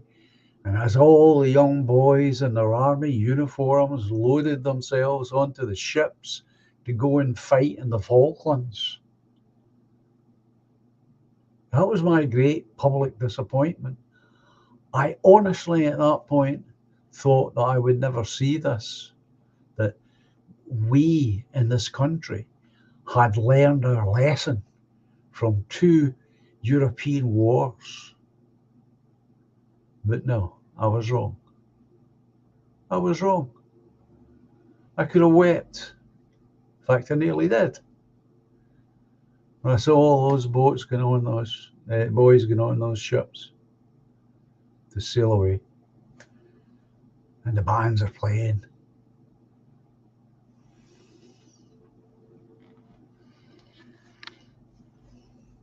That was my first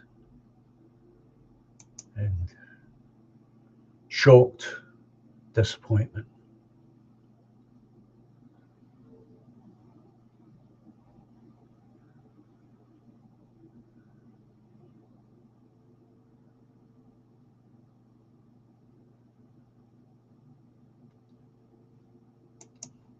Well, I suppose tic-tac in my family, I'm lucky because my family has this generational mistrust of these kind of things. Nobody in my family took them except my son, who took it because he actually believed that he'd get to see his gran, who was in a care home, if he took it. Of course, that turned out to be a lie, and then he refused all else and would never go near it again because now he knows that they're liars.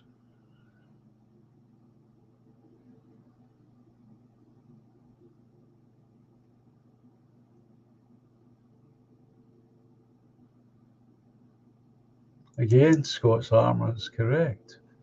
The Iraq War and the banking housing crash was another classic of public compliance right out of the practice book.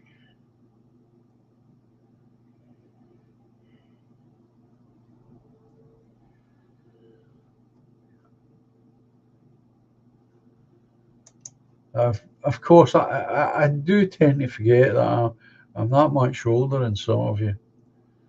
But I do remember watching it on television. It broke my heart. It really did. Listening to those bands playing those same damn melodies. It's a long way to Tipperary, and all those young boys. Dreadful. Never thought I'd see it. I thought that generation had learned. No, they hadn't learned.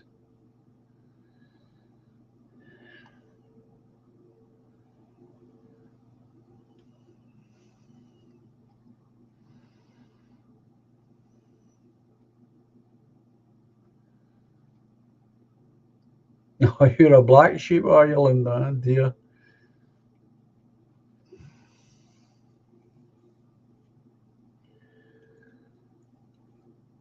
I don't know if you can find footage of it, but I watched it live. Yeah, awful. Absolutely bloody awful.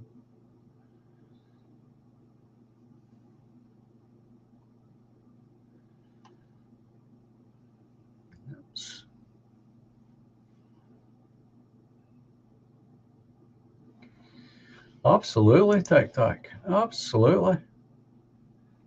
And I didn't know anywhere near what I know now when I saw that footage all those years ago. Compared to how I am now and how I was then, I was real innocent back then. And I thought I was well informed. But I wasn't, of course.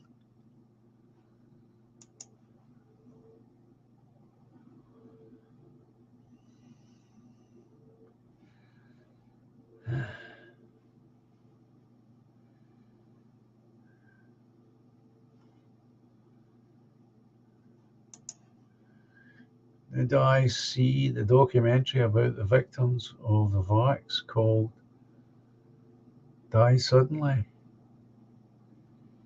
It's on Rumble. No, I haven't seen it. Streaky. Oh, there he is. Hiya, Woodlander. Hope you're okay, John. Looking well, thank you. Yeah, I got good news today, so I'm feeling okay. Bit tired. I'm just getting ready to close shop, Woodlander.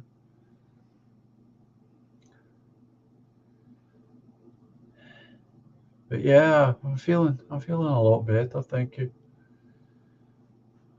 Just talking about some of my disappointments.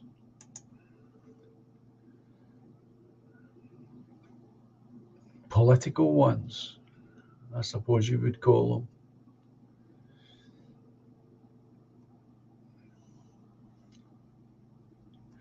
I know, Steve. I'm keeping an eye on the time. Um, I'm just going to try and wrap this thing up because I don't like leaving it on a down, you know. And I feel as oh, I'm sure you have, Woodlander. I'm sure you have. And that was mine. Watching those lads go on those ships to go to Falkland Islands. Fondest memory? Oh, that's an easy one. Tic tac. That's very easy. My fondest memory has been in the delivery room with Helen and the midwife, helping to bring my son into the world. That was some experience. Oh, wouldn't have missed that for the world. Some experience. Brilliant. What a feeling. What an amazing atmosphere in that room. Well, very difficult to put into words. And as I say, and I mean it when I say it, when my son was born, God sent me an angel. And that's how I feel about him, and that's how I've always been about him. And I say it publicly.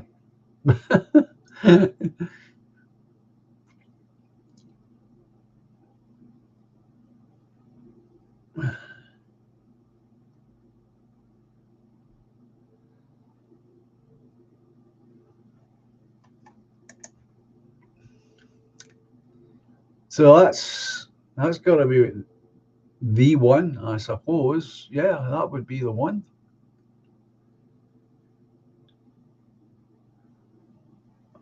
Absolutely, Woodlander. Absolutely. You become a parent and you don't know what that means until you are one, and then you realise what it means. No, well, you don't actually. You learn as you go along because it constantly changes.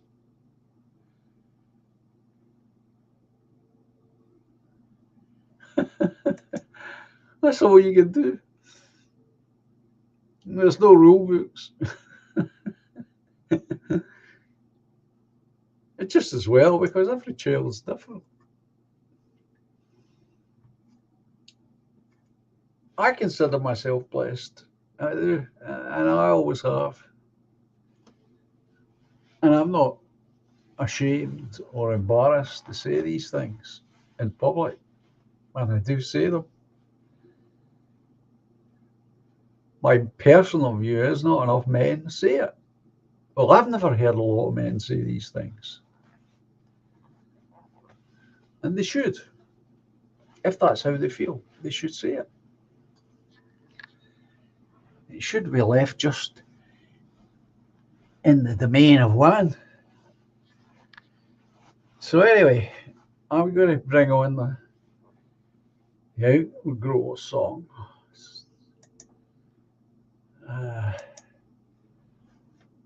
And bring this live stream to a close.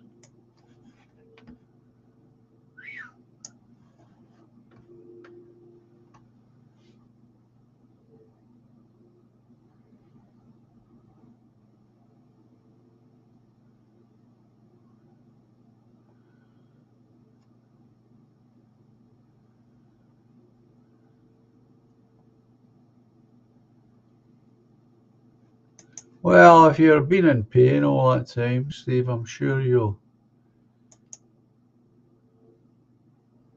be feeling it.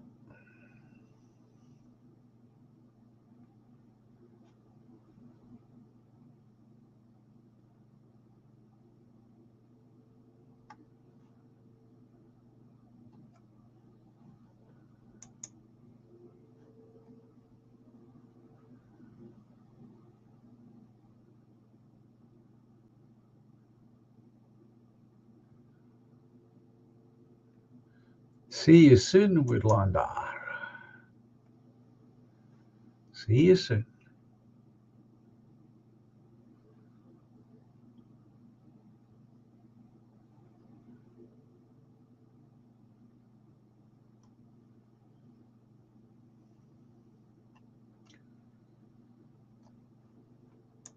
Fred Scots is obviously quoting the Bible, Romans 1:26-27.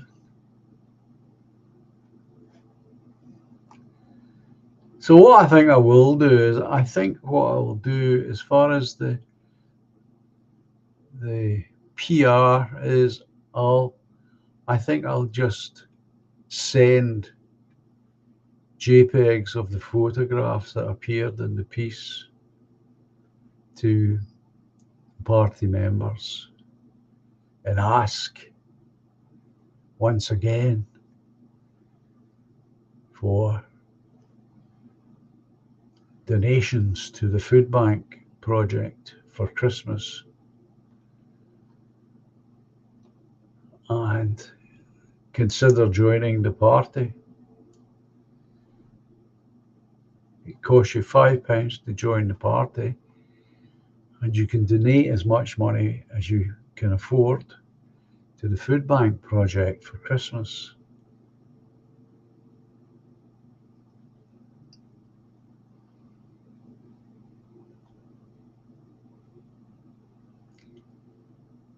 And we'll see how we get on.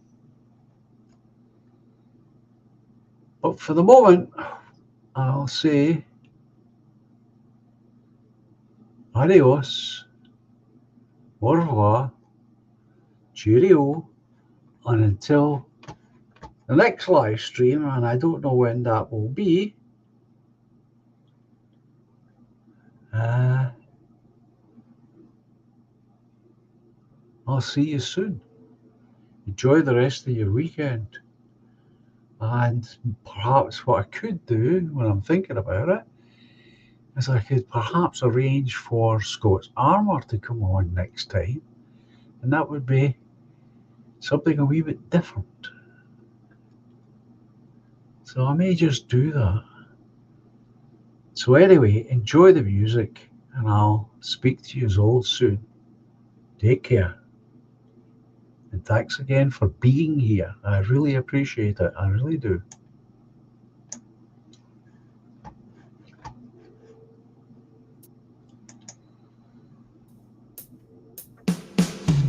Silently the snow falls, paints a winter scene,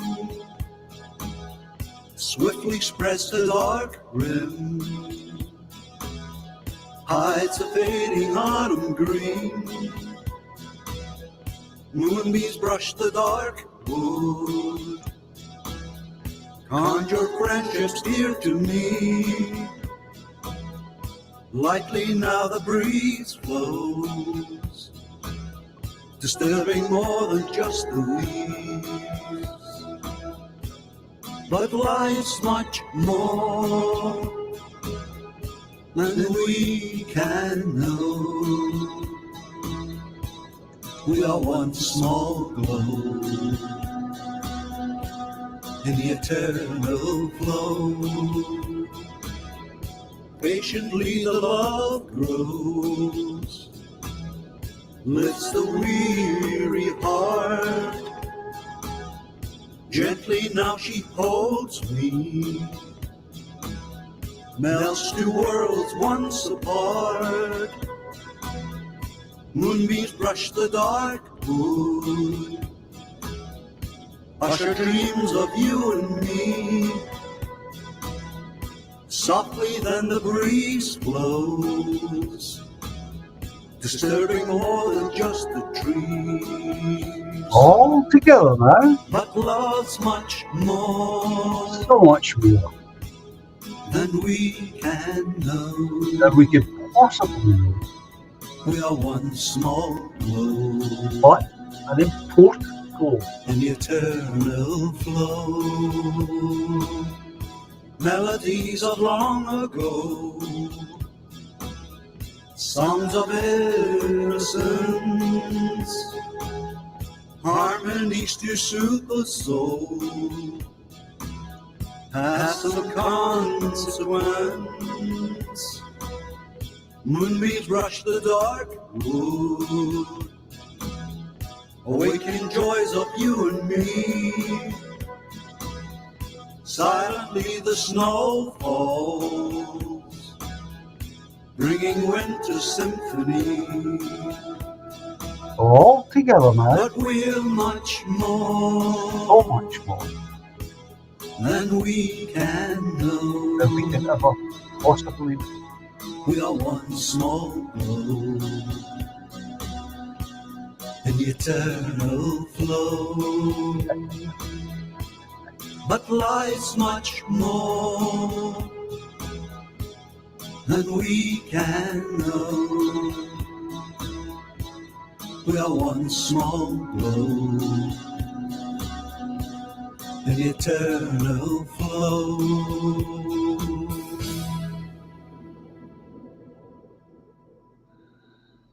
So folks, you take care of yourself. Enjoy the weekend. Get outside if you can. Get some fresh air. And I'll see you real soon.